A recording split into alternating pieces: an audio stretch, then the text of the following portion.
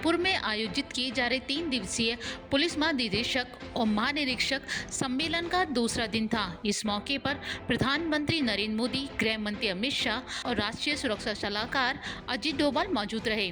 Conference में data governance, cyber अपराध और आतंकवाद को लेकर चर्चा की गई। इसके साथ ही साइबर सुरक्षा पर भी चर्चा की गई। इसके साथ ही खालिस्तान आतंकवाद को खत्म करने के लिए सभी राज्यों के डीजी से सुझाव मांगे गए। गौरतलब है कि शुक्रवार को केंद्रीय गृह मंत्री अमित शाह ने इस कॉन्फ्रेंस का उद्घाटन किया था। उन्होंने पुलिस अधिकारियों को कहा कि नए कानून को पढ़ें और थाना स्तर पर इसकी क्रियान्विति बेहतर रूप से कराएं। अंग्रेजों की गुलामी वाली शिक्षा और कानून से छुटकारा मिला है। नई शिक्षा नीति, 3 नए कानून अमृतकाल की उपलब्धि हैं।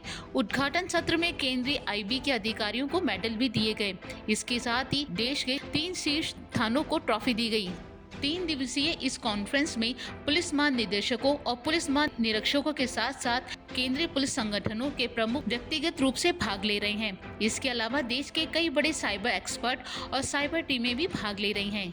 इसके अलावा प्रधानमंत्री नरेंद्र मोदी ने अपनी 3 दिवसीय दौरे के तहत शुक्रवार शाम को भाजपा मुख्यालय पहुंचे। उन्होंने प्रदेश सरकार के मंत्रियों और भाजपा के विधायकों के साथ संगठन के पदाधिकारियों से मुलाकात की। मंत्रियों और विधायकों को पीएम मोदी ने 2 टूक नसीहत दी कि वो गुटबाजी से दूर रहें।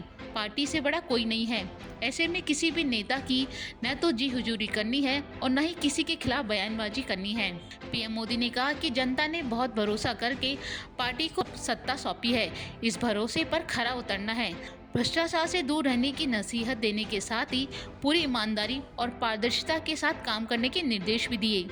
इसके साथ ही 2028 में सरकार रिपीट करने का प्लान भी बताया।